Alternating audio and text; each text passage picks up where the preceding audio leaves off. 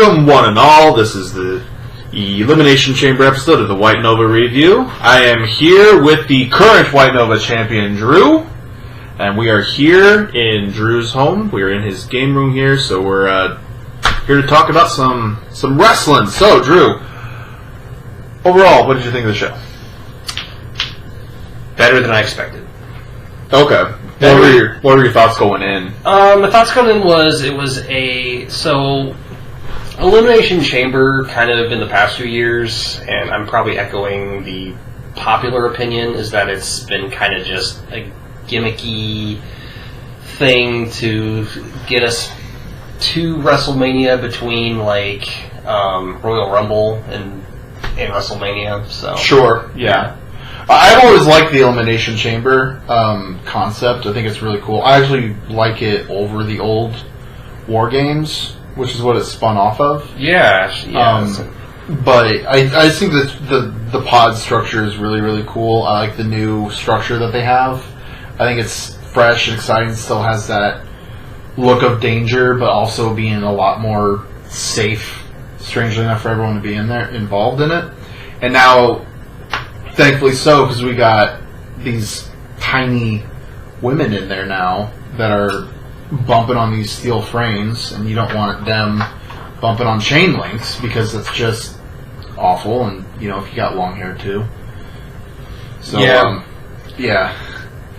But I think that is a great concept and can actually kind of live up to being like one of those gimmick shows as opposed to Hell in a Cell. It's good to switch up the pay-per-views because you have a lot of unmemorable ones.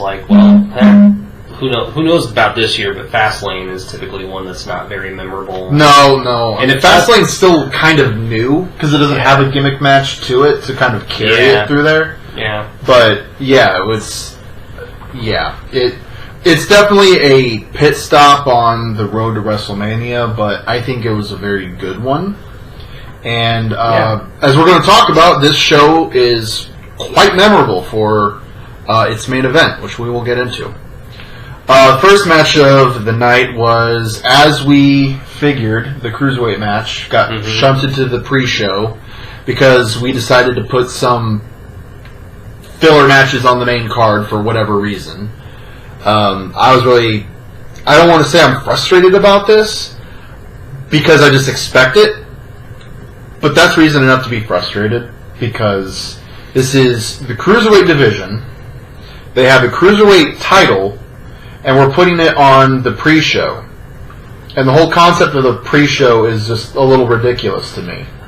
Yeah, because it dilutes other things that are going on.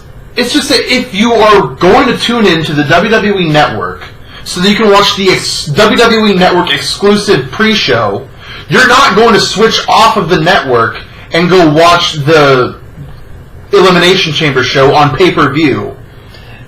Yeah. You're not going to do that. And there's an aspect of it that makes it feel like it doesn't count, although we've started putting it on. We used to not even bother putting it on the scorecards. And we do now just because I can't think of any examples, unfortunately, but I feel like there's maybe one or two that... I'd say all the Cruiserweight matches that have been shunted to the pre-show are examples of why we count them. I mean, sometimes they may be foregone conclusions, but that's also 60% of WWE booking as well. Yeah. So that said, I think Buddy Murphy is absolutely a great Cruiserweight champion. He looks like a champ. He treats himself like a champ.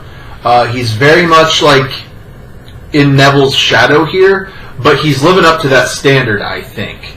So that's what's making Buddy work. So, go ahead. Yeah. He's been vowed as, he looks like the kind of guy on that platform that you'd want to see as champ. And while I'm a little more biased towards a certain individual, that we both know. Yeah, no. So we don't talk about him anymore. No, we don't. Because it makes me angry. Yeah. But Buddy is everything that you want from the Cruiserweights. He's quick. He's strong. He's exciting to watch, and he can do anything basically. We saw just before we started recording. We went back and watched a little bit of the match, and he caught a tope by Tozawa to the outside in the suplex position and just lifted him up and slammed him outside. That is cool. That is what you want the cruiserweights to be doing. That is what you should be getting from your cruiserweight matches. You should be touting that as a reason to be watching the show, not shunting it onto a pre-show.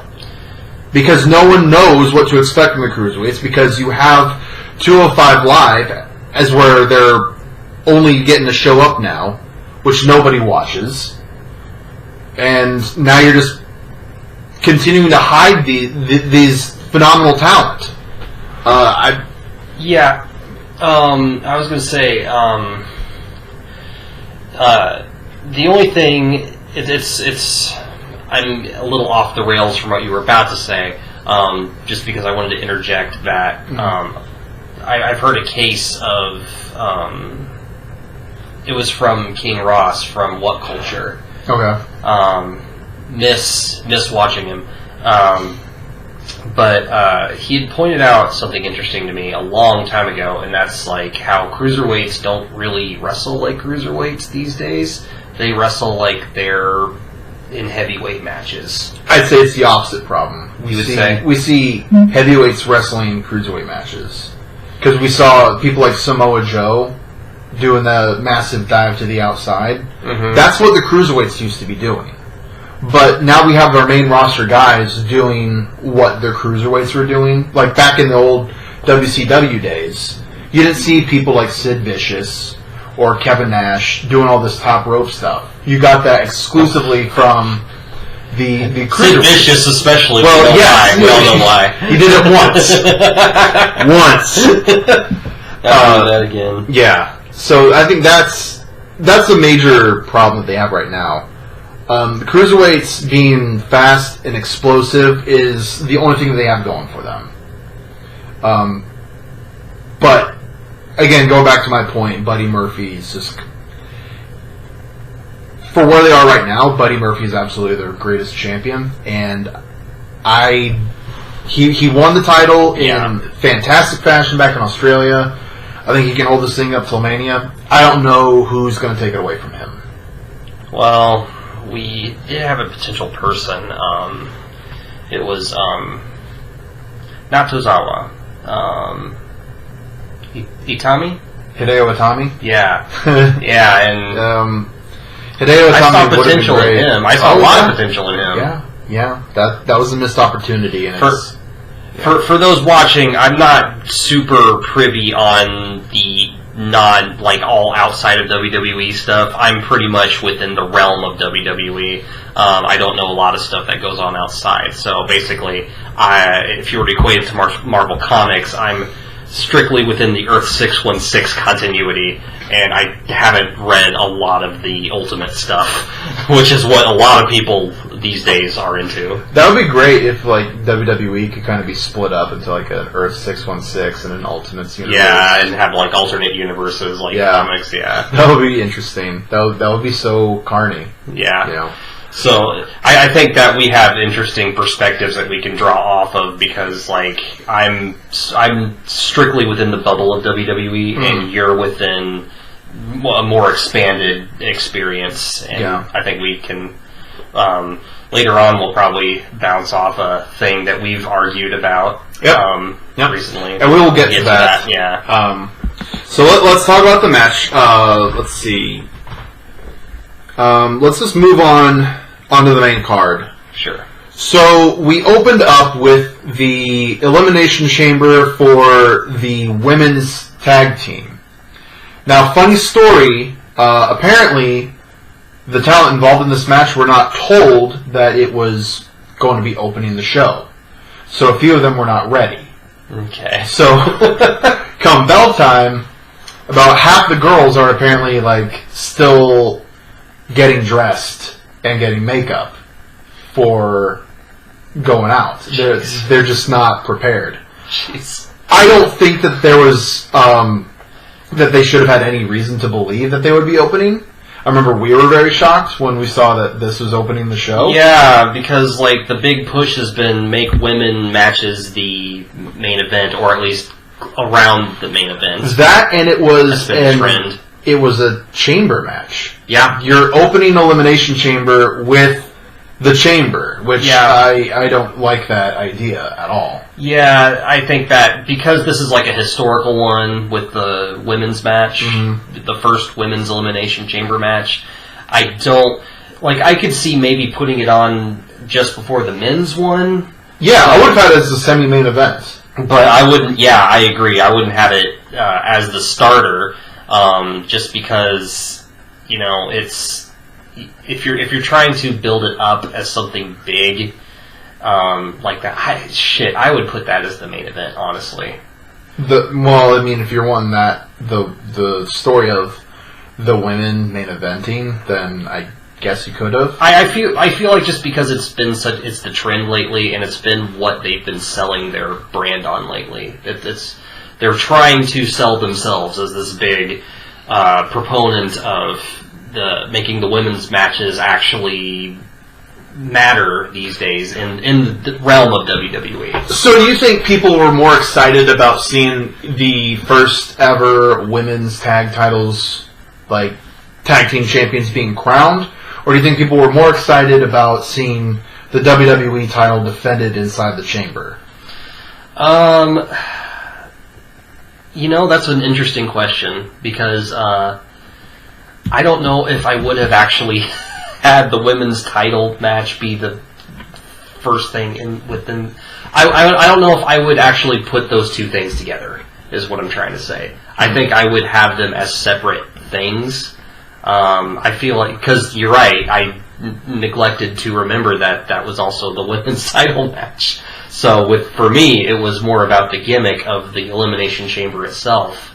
Right. And I'd forgotten You had forgotten completely that you're crowning first ever women's tag title. Yeah. It's strange because you're kind of blowing your load with the precedent here with an Elimination Chamber to set up the first ever champions. Usually you see this in the NWA especially. You see this with a lot of stuff that Triple H does in NXT. You'll do tournaments. And in WWE main roster, they only ever seem to do a tournament when the current champion is injured and we have to crown a new one. That's like the only time they ever do tournaments anymore on the main roster. Yeah.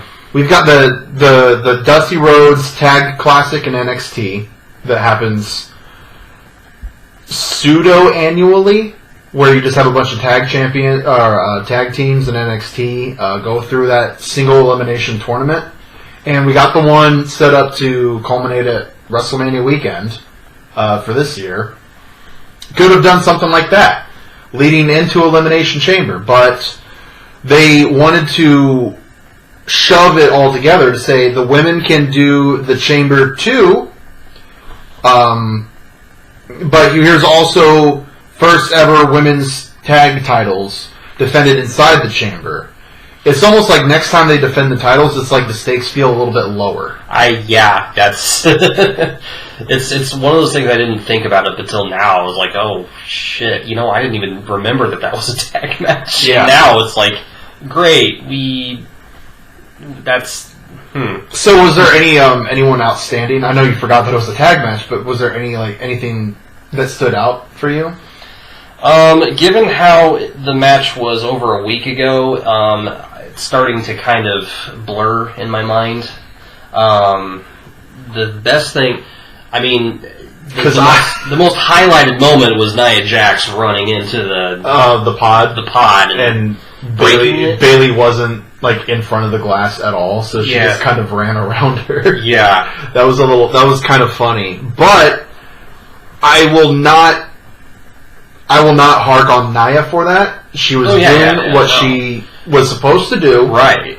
At the time she was supposed to do it, Bayley wasn't in position.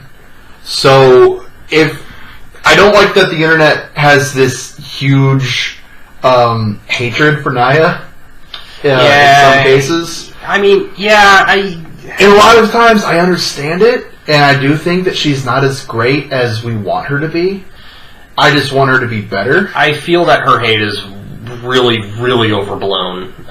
Yeah, in some cases, like, disdain is warranted, but in this case... We completely agree on this issue, so...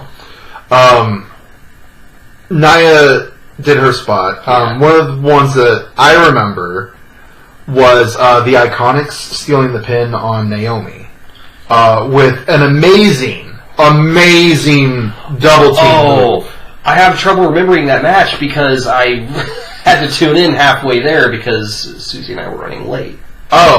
Remember? Okay. Yeah. So that's why. That would be why. Like, okay. It's fuzzy. So, because Naomi was eliminated right away, right? Yeah. Well, not right away, but she was the first to be eliminated. Yeah. So she and Carmella were eliminated, but none of us saw it coming. Yeah, Billie Kay got a schoolboy roll up on her, so she got behind her and kind of like pulled her over, and then Peyton Royce jumped over them, grabbed Naomi by the legs, and held her down. And so there's this double pin situation.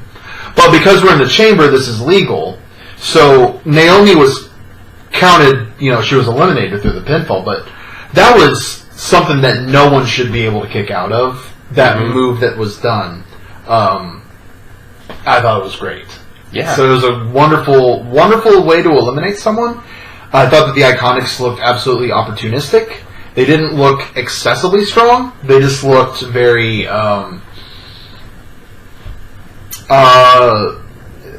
They seemed a little choosy about when they wanted to make a big move. Yeah. The pacing of the women's chamber match was kind of alright. It went at a half hour in length. Yeah. So there wasn't a whole lot, but there wasn't much to get invested in. Was the sad thing. I really like the part where they ganged up on Tamina. Oh yeah, Tamina. I will not stand up for at all. Tamina is just a waste. Yeah, she and Nia are actually a good pair to me. Where if we're going on the it's an she makes idea. Nia look good. Yeah, what I mean by that is that they're currently the two biggest ladies in the ring, and so as a tag team, it's just kind of, they're going with that gimmick. Sure, you don't have to put a lot of effort into making them look powerful because they're so much bigger than all the other girls. Yeah. I get it. And it kind of shows a lack of, there's not a lot of in-between. There's just all these smaller ladies on the roster, then there's these two big ladies on the roster. But, they're... I look at them and I think of Big Show and Kane from 2015. Yeah, kind of. And it's just that's what they are to the women's roster right now. And then everyone else is cruiserweight size. Yeah. In comparison. They're like Big Show and Kane, but less charismatic. Yeah. Somehow. So, enough about that. Bayley and Sasha won the first ever women's tag title belts. They started the match, and the match ended with the two teams that started, Bayley and Sasha, and Mandy Rose and Sonya Deville. I feel like Sonya and Mandy should be the first to challenge for the women's tag belts, but it looks like the first women's tag belt defense is against Nia and Tamina. Hopefully this means that Sasha and Bayley will defend against Mandy and Sonya at WrestleMania. But we will see. I have a feeling this is going to be a multi-man thing. Yeah, and I don't like that it always kind of comes to that. Yep, but yeah, that's WWE's problem. Yeah. So, after that we have McMiz defending their SmackDown tag titles against the Usos. Mm-hmm. What do you think of that match? Oh, I mean, looking back, I think it was better than I thought it would be. Because going into it, you thought Miz and Shane were retaining. Yes. And here's the problem I have when we do scorecards and the Usos are on there. I never, ever pick correctly. Sometimes I'll say Usos win, they lose. When I say they're going to lose, they win. So even when they're like on a multi-man card, last time it was like I had guessed New Day. This was for I want to say, was it Royal Rumble when they had like the no, I think it was before that. I can't remember which pay-per-view it was. But they had it was like a 4-man tag team elimination match, and the Bar ended up retaining their title, I think. I don't know, but the Usos were on there, and no, I brought them up because I thought the New Day was going to win, and the Usos ended up winning, so it wasn't for the belt. It was some weird gimmick multi-man tag match. Yeah, the state of the tag division in WWE is lackluster, to be sure. So we'll definitely agree on that one. Yeah, which is a shame because like some of my favorite matches in WWE have been tag matches, like Gargano and Ciampa versus the Revival in their NXT takeover matches. Are so good, and everything it's like Tag Team Wrestling 101 is those matches, and every other producer or booker for main roster tag team matches should be looking at what they did and say, we need to recreate that. And they're not. They're just using these to fill time and to showcase twice the talent that you normally would. Which, they're also getting to just pair up singles guys lately, just so that they can push out their merch for 2 guys in one match, or 4 guys in one match. Like here on SmackDown this week, they had Nakamura and Rusev team up to fight Aleister Black and Ricochet. Which, by the way, we were in the middle of watching, which is why we're pointing this way, because we have a picture of Rusev just going, and it's Rusev's just on there, screaming at us. We look at it when we're like blanking. Yeah, I'm looking right at it. But they're just throwing these guys together is a problem. Yeah, they have no idea what they're going to do now. Yeah, there's not a lot of attention given to the tag team division. So I was very happy to see that the Usos won.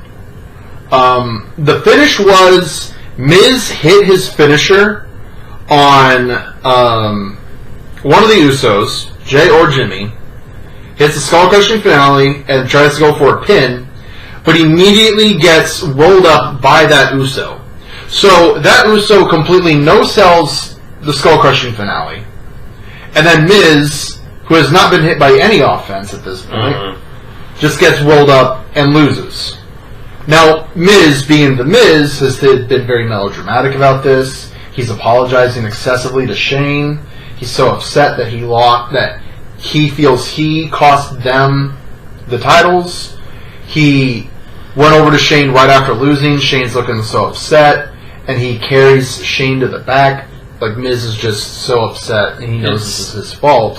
Yeah. So it's almost like, yeah, you did mess up, because you got rolled up like an idiot, and you looked like an idiot, and because you looked like an idiot, we lost the belts. Such a weird way to end that match, because they had a freaking announce table spot. Well, yeah, it's a Shane McMahon match. Yeah, but even so, how are you going, even knowing that it's a Shane McMahon match, how are you going to end that on a freaking no-sell roll-up? That's, yeah. I mean, I'm not saying it should have ended like outside the ring on the table, although a double countout would have been probably more palatable, I would say. That would have led to them retaining the belts, though. It's okay. I'm not as against the idea of them retaining as a lot of other people are. Okay. Given the current state. Well, why don't we just move on then? Okay. Let's see. After that, we had Finn Balor taking on Bobby Lashley and Lio Rush in a handicap match, with Bobby Lashley having Lio Rush with him. defending his Intercontinental title. This match looked like a WCW match in that it was a little convoluted. There was no real reason, I thought, for Leo to be in this if the finish was that Finn's winning. Like it was almost too predictable. Yeah, because adding Leo into this match meant one of two things was going to happen. Finn was going to pin Leo Rush and win it that way, or Finn is just going to lose. And they're just going to say, oh, it's because of Leo Rush that he lost. So that decision obviously is stupid, because if the story is that you want Finn to win, you have to have him face the same challenges that he was in before. You can't have him face Bobby Lashley and Leo Rush and lose, and then say, okay, now I'm going to fight Bobby Lashley one-on-one, and then I'm going to win, because then your babyface looks a little ineffective. That's the thing. He did not overcome it. That's why it was kind of easy to predict, because it was like, but just thinking about it in terms of what would sell and how you could proceed. See, not that they've always made decisions in that interest, but the logical choice was that Finn wins by pin on Leo, yeah. Because that was the only reason I added Leo to the match. Yeah. And what was funny is that Bobby Lashley got mad at Leo and just beat him up after he cost him the Intercontinental title. Yeah. And then next night on Raw, they were back together. That's the thing, and that now they're sort of kind of There's tension now. They're dipping their toe in the water, but they're going about it way too slowly. Yeah, it's hard to kind of be like, you've already given us the payoff of Lashley turning on Leo. Either Leo turns babyface now, or we're just going to drag this out until Mania. And that's I think they're trying to. It almost feels like they're trying to kind of just skip Fastlane and try to maybe sort of skip Fastlane, but not like they're trying to just use Fastlane as another Raw or SmackDown episode essentially, because I don't think they really know what to do with it. No. It just feels like an extra step to take towards WrestleMania. Now it'd be a long time to have, since they're doing a pay-per-view every month, right? Since they've made that a regular thing. Remember when they were doing a show every 2 weeks? That was with the brand split, right? Yeah, right after the brand split. That was not. That was exhausting. Yeah, it was really hard to. SmackDown was good though. It was really hard to drive an hour back and forth every 2 weeks. Time, I feel you. So for sake of time, let's move on there. Okay. Finn Balor pinned Leo Rush. Finn Balor is the Intercontinental Champion. Okay. I'm not sure what they're going to do next, honestly, but we will see. They're slowly trying to split them up. I'm very confident. Bobby and Leo. Yeah, I'm very confident that that's what they're trying to do. They're trying to give Leo something, but they're not. But he's still gonna. So the takeaway from that title match is those two guys, and not the title itself. Yeah, which bothers me. Yeah. Next up, we have Ronda Rousey. I could say defeated Ruby Riott, but she just annihilated her in under 2 minutes. None of us predicted it was going to be a squash match. Ruby was going to. And the kicker is the Raw episode after was like they got a rematch. The rematch, and they did a whole match. Yeah, I didn't keep time on that one, but the quality, it's like night and day. It was 2 segments. Yeah, it was like night and day. If you haven't seen both, you need to just watch both just to get a understanding of how weird it is that something of a quality that's something that's like pay-per-view quality is on the following Raw. And that's what we got from a lot of the following Raw. It feels like we should be more talking about Raw following Elimination Chamber. Yeah, it does, because we keep bringing up Raw. Yeah. So the thing here is that they wanted the match to be super short because you only got so much time in the night, and we have a lot of matches to go through. Yeah, sure. We need to make Ronda look really good because we're building up to Becky Lynch laying into her at WrestleMania. So Ronda needs to look like a credible threat. Okay, yeah. And they decided to do the Ronda Charlotte Becky segment immediately after the match. And that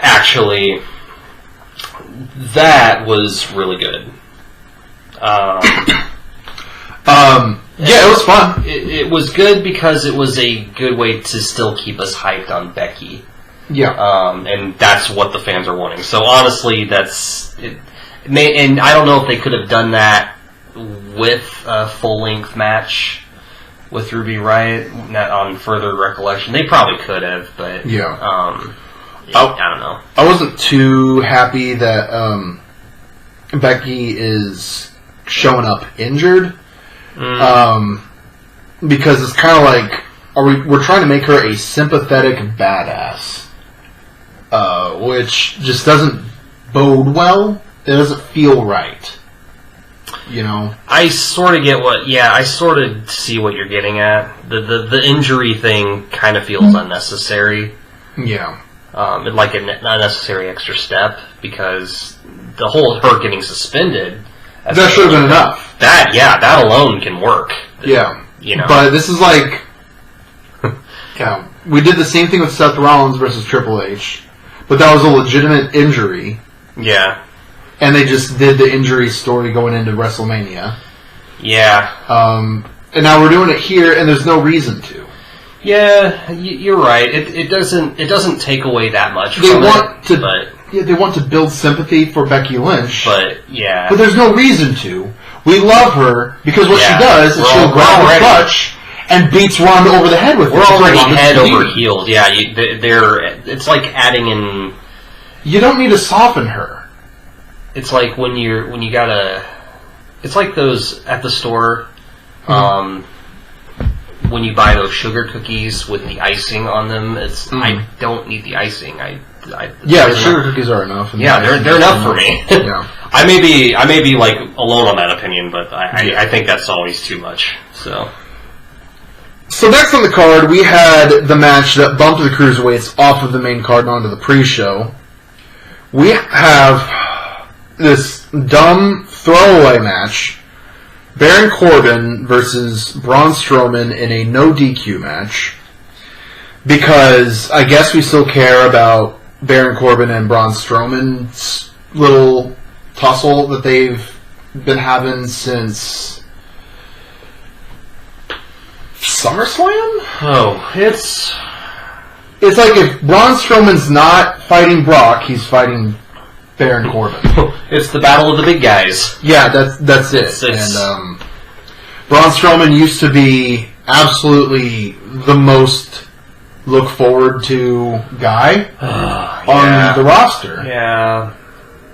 And he's still great. But what he's doing right now is barely passing as treading water. Well, he's coming down with the case. Well, okay. I'm not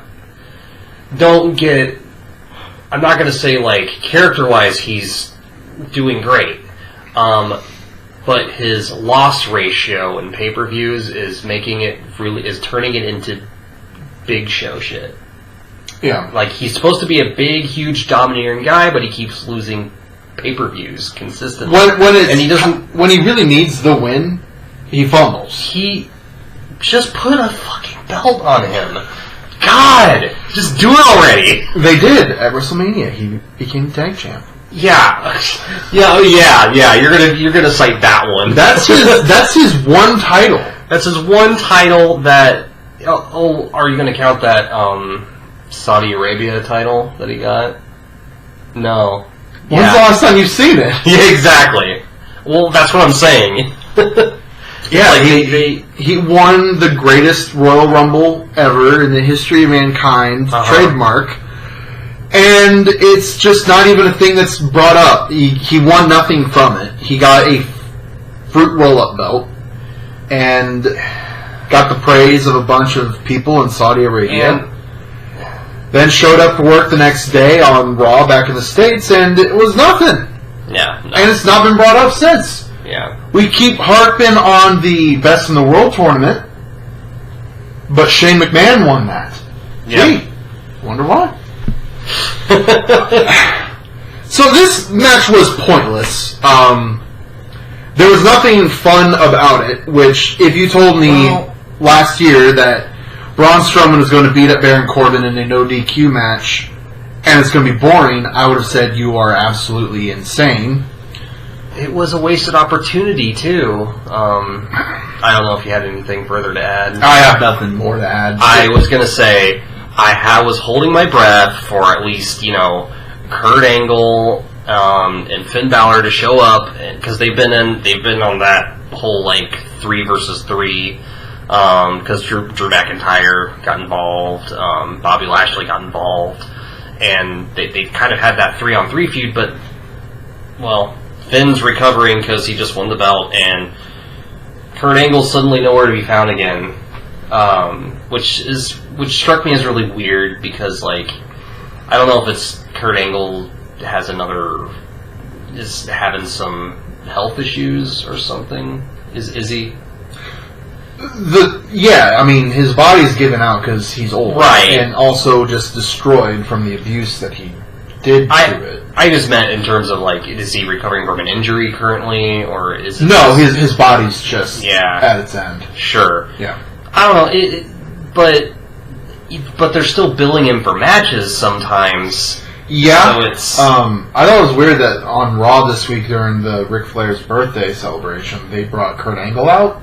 Kurt Angle's never really had any major connections with Ric Flair. Huh. I guess it's because they both, They're just trying to use him. Yeah. Well, it's like a Sony Spider-Man movie.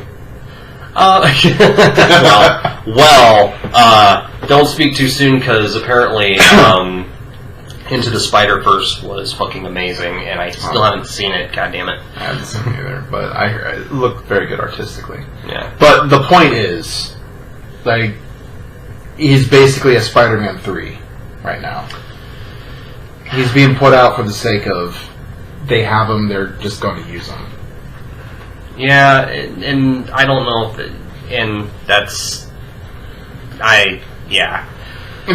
they're gonna push towards a feud, at least give him some small role to play. Have him come out after Braun or something. I was hoping that he was going to be Bryan's opponent at WrestleMania. I would have loved to have seen the match between the two, especially if that would have been Kurt's retirement match. Yeah, and I don't know if they even. I'm wondering if a lot of wrestlers backstage they don't necessarily want a retirement match, but they just kind of want to leave quietly. That's what Chris Jericho said. That's what Big Show did. Yeah. They just they don't want a big retirement match. They just want to leave quietly. But I don't know. That's all speculation. But the only thing I can't even say this is the part that mattered. But Braun lost when Drew McIntyre interfered. Mm-hmm. And Bobby Lashley came out also to beat down Braun Strowman. They put him through 2 tables, and then they all stood on the stairs and raised their arms up. You think this is going to be a stable, and it lukewarm, pointless. I have nothing more to say about it. That's literally all that happened in the match. Drew? I thought it was cool, but the table part was cool. And I guess they were going for some believability aspect, but honestly, that should have been saved for something that could have gone either way. And I feel like if you put Baron through those, if he was somehow reversed, in that scenario he wouldn't be because it's Braun taking on 3 big guys. But basically, yeah, it was a waste of time. Yep. And right now, looking at it, Elimination Chamber isn't looking so good. I'm just saying, it was like a 10-minute match, and then like it still turned out better than I expected. 5 minutes post-match with the beatdown. You could have put the cruiserweights in there, given them a 15-minute match, and we would have seen some actual wrestling. Yeah. And I would have felt a lot better about this part of the show. Yeah. So done. Yep. Moving on. Yep. Main event time. Daniel Bryan. That's not main event. Yes, it is. I thought main event was. Oh yeah, you're right. Never mind. It's going to take this. No. Main event. Daniel Bryan defends his WWE Championship against AJ Styles, Jeff Hardy, Randy Orton, Samoa Joe, and standing in for Mustafa Ali, Kofi Kingston of the New Day. Yeah. What a feeling going into this match. Because Mustafa Ali was supposed to get this big push, and he got hurt. So Kofi just kind of filled in.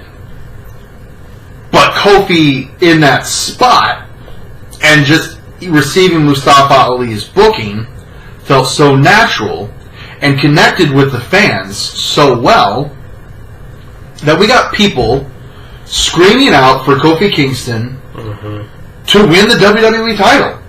They're ready for it. This is a great thing that they could do, because the New Day is kind of plateaued in the tag division. They're 5-time tag champs. Yeah, kind of. What more can they do? They've hosted WrestleMania. Yeah. Well, interestingly, they've still stayed interesting and relevant, and you still look forward to their matches. Despite of that. Yes. That is another great point about the New Day. But what more can they do? They can't do a whole lot more. Yeah, I mean, yeah. But these three guys they have a unanimous decision. They want their boy Kofi to be the WWE champion. There's no animosity. There's no feelings of randomness here. Throughout every time when the New Day is entering someone into something for somewhat related to WWE titles, it's Kofi that gets it. Money in the Bank this year. We had that big, we don't know which New Day member is going to be in the Money in the Bank match. Mm-hmm. And Xavier Woods stepped forward like it was going to be him, ripped his shirt off, and had Kofi painted on his chest. And Kofi went out. Yeah. Because Kofi was going to be Mr. Money in the Bank. Damn. Yeah. Kofi. These guys have been pushing for Kofi for so long. And now it's like, here it is. And the match... I'm talking about the SmackDown Gauntlet match here first, before we get to the Chamber. Yeah, that's the most important. Kofi is all beat up, and AJ Styles is telling him, okay, just quit. You don't need to put yourself through anything else. You did good, just go home. And Kofi smacks him in the face and says, I've been fighting for 11 years to get here. Mm-hmm. Shut up and fight me! It was a wonderful moment. That was where all the fans clicked on and said, okay, Kofi. We want Kofi. So going into Elimination Chamber, everyone was excited for Kofi. And Kofi did great in this match. Which is strange, because this is a match involving Jeff Hardy, and people are just kind of like, we forgot about Jeff Hardy. Yeah. Until he did a wonderful and creative Swanton bomb, and then he immediately got eliminated. Yeah. Because we're going to get him in, we're going to have him do his stuff, and we're going to get him out of there, because he's 40 years old, should not be doing this anymore. Mm-hmm. Let's talk about the match. It opened up with Daniel Bryan and Samoa Joe, which was exciting for all the great, not exciting reasons. They just kind of ran around the ring for a little while, kind of just giving chase, running out the clock in some instances, until we got Was it Kofi that was the first to come in? Oh, shoot. Because it would have been Kofi, AJ, Orton. No, Samoa Joe was the first. Yeah, it was Samoa Joe and Daniel Bryan opening, and then... Oh, you're talking about out of the chamber. Yes. Yeah, it was Kofi. Yeah. Yep, it was Kofi. I had to check it. Yeah. It was Kofi out. This match didn't really get going until the end, honestly. But that just kind of shows, like, there is something to doing Daniel Bryan versus Kofi Kingston here. Jeff Hardy did a Swanton Bomb off the cell pod to AJ Styles, who was draped over the top rope. That was a crazy spot. And then Jeff Hardy gets eliminated. I felt it got pretty exciting before that. Like, not at the tail end. I think a lot of the match was pretty good. So what spots stood out to you? The spot particularly, like you said, it was that Swanton Bomb, and then not too long after he gets eliminated. I think that's actually, I would consider that sort of early middle of the match. Okay. And that was probably when, things started to get interesting. For me, I didn't think it was... Because Kofi was still doing a lot in that match, even before it got to Hardy. If you want me to describe a specific spot, when was he... what was that one where he was on the side of the cage and then he like jumped back and like that... I call it Christ Air. He basically... it is the trust fall thing? Is that what that is? Yeah. I just call it the trust fall. Yeah, I call it the Christ Air because it's Tony Hawk. It reminds me of Tony Hawk. Okay. Yeah. But for me, as far as like story, things didn't really kick in until Daniel Bryan and Kofi Kingston were the only ones left in the ring. They had each eliminated someone. Daniel Bryan had eliminated Jeff Hardy, and Kofi Kingston had eliminated Randy Orton. And we know the history between Kofi and Randy. Yeah, that was poetic justice. That was a good feeling. Poetic justice. So here they are, staring at each other. Each of them have an elimination under their belt in this match. They're both looking pretty strong here. And they wrestled a very heart-filled match. Kofi was put into the heel hook and looked like he might have been forced to tap out, but he got the rope break, which I don't believe there are usually rope breaks in an Elimination Chamber match, but who knows? Maybe. I don't know. Yeah. I honestly don't know. Whatever. I mean, it's no DQ, so what was the ref going to do if Daniel Bryan didn't release the hold on the rope break? Well, because they have to... It's either pinfall or tap, right? Yeah. So Daniel Bryan had no reason to release the hold for him getting to the rope. But at the same time, I just don't see how rope breaks wouldn't apply. But it's also a no DQ match. I don't know. Yeah. I thought it was weird, but the fans didn't care. I didn't care. Everyone cheered when he got to the ropes and had to break the hold, or else something. I'm totally fine with the rope break in that match. Yeah. Let's see. Kofi and Bryan put Kofi down with a decisive running knee, which is great. Kofi did not tap out. That was the big fear for a little while. Yeah. Was that he would tap out like he tapped out in the gauntlet match. But Kofi has some serious momentum going into this. As we now know, he has been taken out of the Fastlane match. Just learned that today. Disappointing. Mm-hmm. Very disappointing. Hopefully, this leads to the WrestleMania match, and he's going to win that. He's going to win that gold. I'm being cautiously optimistic about that because, and you should be, because again, Vince McMahon is involved. Yeah, very involved. Yeah, he's very involved. He made the decision, and he's involved storyline wise. I'm just to clarify, he's always involved technically, but storyline he's involved, and that can That's a real flip of the coin. So overall, I enjoyed the show. Oh, I thought there was plenty to enjoy. I wanted to point out about that Elimination Chamber match too. The fact that Randy Orton was designated last took away a little bit from it. Oh yeah, because I don't like the idea that the whole idea behind Elimination Chamber is that you do the random pick, blah blah blah. When you know who's going to be up last, it takes away a little bit from the suspense.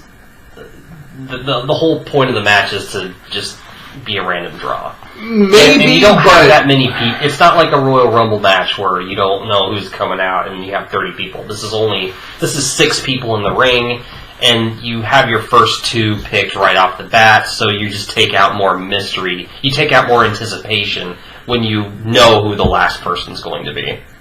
But you do no matter what. Because even if you just do random draw, you're going to be left with one guy standing in the pod for 90 seconds by himself. And you know it's going to be him that's going to be let out. But you have the whole match. You have up until the last 2 guys to think about that. Sure.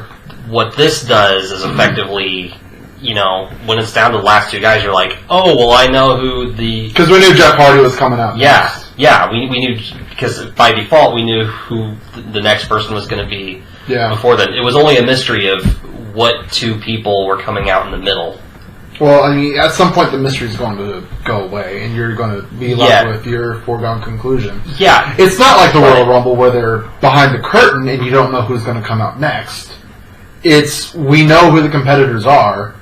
The orders will be set by process of elimination at some point. Yeah, I'm just saying, since it's 4 guys you're in limbo about, why make it just 2 guys? It's already 3 guys you're wondering about. But well, I will 2 guys. It gave them something to do on SmackDown that week, and it led into the show. Yeah. And it meant something. I'm okay with it. So overall, now that we've gone over the show again, overall thoughts? It was still better than I expected it to be, because I don't remember Elimination. I still want Elimination Chamber to be a thing, obviously. I just, in years past, this is the only one I can really remember. I can't remember any of the ones prior to it, other than the one they keep showing on Botchamania with Mark Henry and.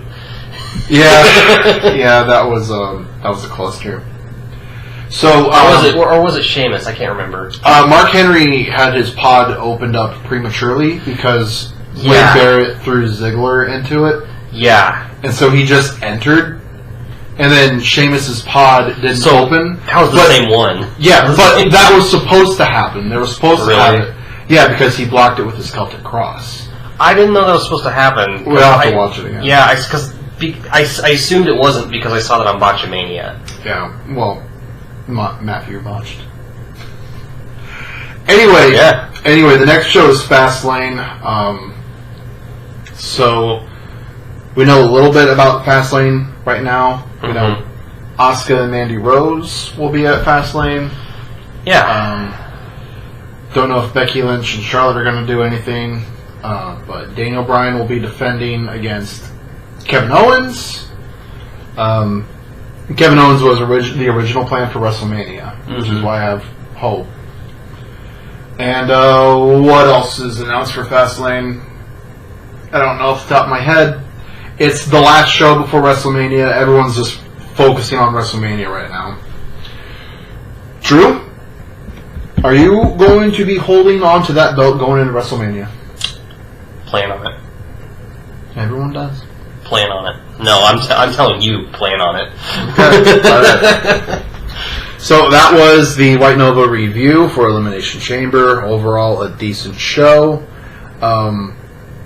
So many things could have been done better in order to make it a better wrestling show, but Elimination Chamber matches are always fun. It's always good to just kind of check it out. We had a good time. Yeah. Alright, so that was the White Nova review for tonight. We will see you all again for a review of Fastlane. Drew, any closing comments?